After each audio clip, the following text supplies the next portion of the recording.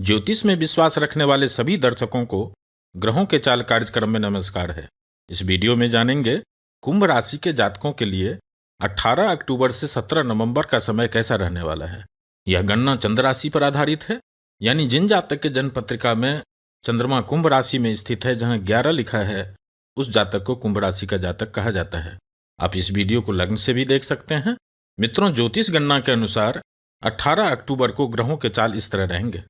मित्रों, यह समय इसलिए भी इंपॉर्टेंट है क्योंकि 6 महीनों के बाद 18 अक्टूबर को शनि ग्रह नक्षत्र परिवर्तन कर रहे हैं और 18 महीनों के बाद 30 अक्टूबर को राहु केतु का राशि परिवर्तन हो रहा है और अगले 18 महीने तक राहु धन भाव से ही गोचर करेंगे। कुंभ राशि वालों के लिए राहु केतु और शनि ग्रह का क्या प्रभाव रहने वाला है, मुख्य रूप से इस वीडियो में इन्हीं बातों पर चर्चा करेंगे।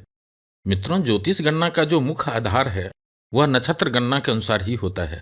आप देखेंगे कि आपकी कुंडली में जो आपको दशा, महादशा, अंतरदशा निश्चित किया जाता है वह नक्षत्र के अनुसार ही संभव होता है। इसलिए राशि गणना से भी अधिक इंपॉर्टेंट नक्षत्र गणना की होती है। अब यहाँ शनि ग्रह का नक्षत्र परिवर्तन इसलिए इंपॉर्टेंट हो जाता है क्योंकि कुंभ राशि वालों के लिए शनि ग्रह लग्नेश भी होते हैं और शनि ग्रह का एक नक्षत्र में गोचर भी लंबे समय तक होता है। 18 अक्टूबर से जब शनि ग्रह मंगल ग्रह के घनिष्ठा नक्षत्र में गोचर करेंगे तो इस समय में मंगल ग्रह नवम भाव से गोचर कर रहे हैं। आप देख रहे हैं कि यहाँ पर मंगल ग्रह के साथ 3 ग्रह का युति है, केतु, बुध और सूर्य ग्रह का। साथ ही साथ राहु और बृहस्पति ग्रह की दृष्टि है, यानी इस समय में मंगल ग्रह 5 ग्रहों से प्रभावित हैं। यहाँ कुछ दिनों के लिए मंगल ग्रह अस्त भी रहेंगे। मंगल ग्रह लग्नेश शनि ग्रह के शत्रु हैं। मंगल ग्रह कुंभ राशि वालों के लिए परिश्रम के भाव का और कैरियर भाव का स्वामी होते हैं। और भी कई बातों का जो आपके सामने हम अभी नहीं रख रहे हैं क्योंकि ज्योतिष समुद्रों में मोती ढूंढने जैसा है। यदि इन सभी बातों को आपके सामने रखूंगा तो इससे वीडियो भी बड़ा होगा और सभी लोग इस बात को समझ भी नहीं पाएंगे। इसलिए जो फाइनल रिजल्ट निकल कर आ रहा है वह आपके सामने रख रहा हूं। मित्रों, ध्यान से समझिएगा। कुंभ राशि में जो 3 नक्षत्र होते हैं, घनिष्ठा नक्षत्र, शतभिषा नक्षत्र और पूर्वा भाद्रपद नक्षत्र, जिन जातक का जन्म घनिष्ठा नक्षत्र में हुआ है उनको 18 अक्टूबर के बाद स्वास्थ्य के प्रति अधिक सावधानी रखना पड़ेगा। खास करके जिन जातक का जन्म घनिष्ठा नक्षत्र में भी चतुर्थ पाद में हुआ है, यदि आपके कुंडली में घनिष्ठा 4 लिखा हुआ है, उनको स्वास्थ्य के प्रति अधिक सावधानी रखने की जरूरत है। इस नक्षत्र में शनि ग्रह 24 नवंबर तक रहेंगे। 16 नवंबर को जब मंगल ग्रह राशि परिवर्तन करेंगे तब मंगल ग्रह की दृष्टि आपके लग्न भाव पर भी होगा, इसका भी अलग प्रभाव होंगे। लेकिन जो जातक कुंभ राशि के घनिष्ठा नक्षत्र में हैं, यानी घनिष्ठा 3 में है या घनिष्ठा 4 में जो जातक हैं, उनको इस समय में स्वास्थ्य के प्रति सावधानी रखना पड़ेगा। मानसिक चिंता, मानसिक भय, घबराहट और परिश्रम करवाने वाले हैं यहाँ पर शनि ग्रह।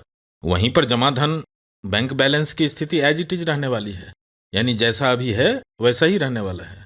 हाँ, लेकिन कैरियर के क्षेत्र में वृद्धि होते हुए देखेंगे। जो लोग नौकरी खोज रहे हैं उनके लिए कुछ न कुछ रास्ते भी खुलेंगे और उससे आपको लाभ भी होगा। इस तरह के प्रभाव दे रहे हैं यहाँ पर शनि ग्रह। अब जिन जातक का जन्म शतभिषा नक्षत्र में हुआ है उनको 18 अक्टूबर के बाद स्वास्थ्य भी अच्छा रहेगा, जमा धन में भी वृद्धि होंगे। यदि आप कैरियर में स्विच करना चाहते हैं, बदलाव करना चाहते हैं और कहीं बात चल रही है तो इस समय में आपकी बात बन जाएगी, यानी कैरियर के लिए भी यह समय अच्छा रहने वाला है। अपने मित्रों से, परिवार वालों के साथ जिनके संतान कहीं दूर रह रहे हैं उनको भी आपस में मिलने का मौका मिलेगा। इस कालखंड में कुछ खुशी का अनुभूति होते हुए देखेंगे। वैसे बहुत कम लोग होते हैं जो थोड़े से बदलाव को समझ पाते हैं। कुल मिलाकर पिछले 6 महीने से जो आपकी स्थिति थी उसमें सुधार होते हुए आप देखेंगे। अब जिन जातक का जन्म कुंभ राशि के पूर्वा भाद्रपद नक्षत्र में हुआ है उनको भी 18 अक्टूबर के बाद पिछले 6 महीने से जैसा स्थिति था वैसा ही बनी रहेगी। स्वास्थ्य अच्छा रहेगा, आमदनी भी कुछ न कुछ होते रहेंगे। 18 अक्टूबर के बाद जो मुख्य बदलाव हो रहे हैं वह आपको अपने मित्रों से या आप जिस पर विश्वास करते हैं और साथ काम करते हैं, चाहे वो भाई बहन ही क्यों ना हो, उनके साथ कुछ न कुछ ऐसा व्यवहार होगा जिससे आपकी चिंता बढ़ेगी। खास करके आप कार्य क्षेत्र पर जब ध्यान देंगे तो देखेंगे कि आपका जो सहयोगी है वह कहीं ना कहीं आपको संतुष्ट नहीं कर पा रहे हैं। यहाँ सावधान रहने की जरूरत है, थोड़ा चौकन्ना रहने की जरूरत है, अन्यथा धोखा भी मिल सकता है। कुल मिलाकर स्थिति अच्छी रहेगी, लेकिन जो भी आपके सहयोगी हैं वह आपको दुखी कर सकते हैं, कहीं ना कहीं आपको उनसे जो अपेक्षा थी उसमें कमी होते हुए देखेंगे। इस तरह के परिणाम दे रहे हैं यहाँ पर शनि ग्रह। अब आगे बढ़ते हैं और राहु केतु की बात करते हैं तो पिछले 18 महीने से राहु तृतीय भाव से गोचर कर रहे हैं। तृतीय भाव से राहु के गोचर को अच्छा कहा गया है, लेकिन जब शनि की साढ़े साती या शनि की ढैया का प्रभाव होता है तब शनि ग्रह का प्लेसमेंट इस तरह से रहते हैं कि जो अच्छे प्रभाव देने वाले ग्रह होते हैं वह भी बुरे प्रभाव देने लगते हैं। और ऐसा ही हो रहा है अभी कुंभ राशि वालों के लिए। जनवरी 2023 से ही जब से शनि ग्रह का गोचर कुंभ राशि में प्रारंभ हुआ है तब से राहु और शनि ग्रह धन भाव में पाप कर्तरी का प्रभाव दे रहे हैं, जिसके कारण द्वितीय भाव से विचार करने वाले सभी कारकत्वों में अवरोध पैदा करने का काम कर रहे हैं, रुकावट पैदा करने का काम कर रहे हैं। यदि आप याद करें तो इस साल में जनवरी के बाद से ही जमाधन में वृद्धि नहीं हो रहे होंगे। समय का विडंबना देखिए, बृहस्पति जैसे शुभ ग्रह जो कुंभ राशि वालों के लिए धन भाव का स्वामी होते हैं, धन भाव से ही गोचर कर रहे थे। 12 साल तक लोग इसका इंतजार करते हैं जब धन भाव का स्वामी बृहस्पति ग्रह धन भाव से ही गोचर करेंगे, क्योंकि बृहस्पति ग्रह द्वितीय भाव में अच्छा परिणाम देते हैं, धन देने के कारक भी हैं और कुंभ राशि वालों के लिए धन भाव का स्वामी भी है। इतना अच्छे योग होने के बावजूद धन की स्थिति को अच्छा नहीं होने दिया। इतना प्रभावशाली होते हैं शनि ग्रह की साढ़े साती या ढैया का प्रभाव और पाप कर्तरी का प्रभाव। लेकिन 30 अक्टूबर को राहु केतु का राशि परिवर्तन हो रहा है और इसी के साथ यह पाप कर्तरी प्रभाव समाप्त हो जाएगा, जिसके कारण लगातार जमा धन में जो रुकावटें आ रही थी अब यहां स्थिति में बदलाव होंगे। वैसे तो इसका प्रभाव 20 अक्टूबर के बाद से ही आपको दिखने लगेंगे, लेकिन फिर भी यदि आपके कुंडली में राहु की स्थिति अच्छी नहीं है तो यह अंतिम दिन तक भी परेशान करते हैं अशुभ ग्रह। लेकिन अब घबराने की बात नहीं है। 30 अक्टूबर को राहु की राशि परिवर्तन होने के बाद धन भाव में राहु का गोचर आपको धन के लिए अच्छे परिणाम देंगे। अब जैसा कि अभी मैंने बताया, यहां ध्यान से समझिएगा कि 30 अक्टूबर के बाद जब राहु का गोचर धन भाव से प्रारंभ होंगे तो धन के लिए आपको अच्छा प्रभाव देंगे।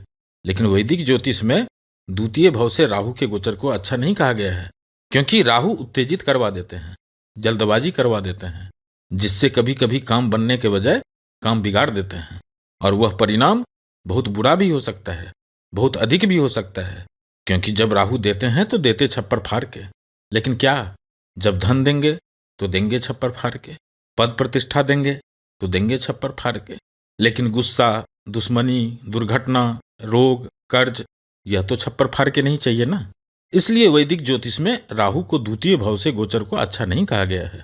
यहां ध्यान से समझिएगा, द्वितीय भाव में राहु 18 महीने तक रहेंगे, यानी इस भाव में लंबे समय तक राहु का प्रभाव रहने वाला है। जब राहु का गोचर द्वितीय भाव से होता है और जो उनके 3 दृष्टि कहा गया है, पहली दृष्टि जो कुंभ राशि के 6ठे भाव पर होगा, दूसरी दृष्टि आपके कुंडली के 8ठम भाव पर होगा और तीसरी दृष्टि आपके कैरियर के भाव पर होगा। यानी यहां पर राहु एक साथ धन भाव को प्रभावित कर रहे हैं, आपकी वाणी को प्रभावित कर रहे हैं, आपके दुश्मन के भाव को, आपके कर्ज के भाव को, आपके बीमारी, रोग को प्रभावित कर रहे हैं। अष्टम भाव से दुर्घटना, गुप्त धन का विचार किया जाता है और तीसरी दृष्टि से कैरियर के क्षेत्र को भी प्रभावित करने वाले हैं और यह प्रभाव 18 महीनों तक रहेगा। तो राहु से सावधानी यदि आप रखते हैं तो यह अच्छा परिणाम देंगे, यानी आपके कैरियर में भी वृद्धि करेंगे, जमा धन बैंक बैलेंस में भी वृद्धि करेंगे, पद प्रतिष्ठा में भी वृद्धि करेंगे और दुश्मन को भी मित्र बनाने में सक्षम है ये राहु। लेकिन राहु से हमेशा सावधानी रखना चाहिए, इसलिए राहु को पाप ग्रह की श्रेणी में रखा गया है। इसको एक उदाहरण से समझते हैं। मित्र, आप सभी के घर में बिजली होंगे और बिजली से चलने वाले सामान भी होंगे। आप उसको अपने सुख सुविधा के लिए कितने आराम से उसे यूज करते हैं, लेकिन बिजली से सावधानी रखनी पड़ती है। यदि आप सावधानी नहीं रखेंगे तो बिजली बहुत खतरनाक साबित हो सकता है, जान तक जा सकती है। ठीक उसी तरह से यदि सावधानी रखेंगे तो यही राहु आपको अच्छे परिणाम देंगे।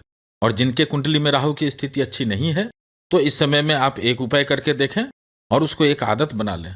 किसी भी बात पर तुरंत जवाब ना दें, 1 मिनट के बाद जवाब दें, इससे कुछ बिगड़ नहीं जाता है। यह राहु को ठीक करने का एक उपाय है। अपने वाणी पर संयम रखें, उत्तेजित होने से बचें। खास करके यदि आप गाड़ी चलाते हैं तो सड़क पर ओवरटेक करने से बचें, क्योंकि राहु की दृष्टि 6ठे भाव पर भी है और 8ठम भाव पर भी है, दुर्घटना के भाव पर भी है। नौकरी में, व्यापार में लालच करने से बचें, तो आप देखेंगे कि प्रगति ही प्रगति देखने को मिलेंगे और वह प्रगति प्रभावशाली भी होंगे।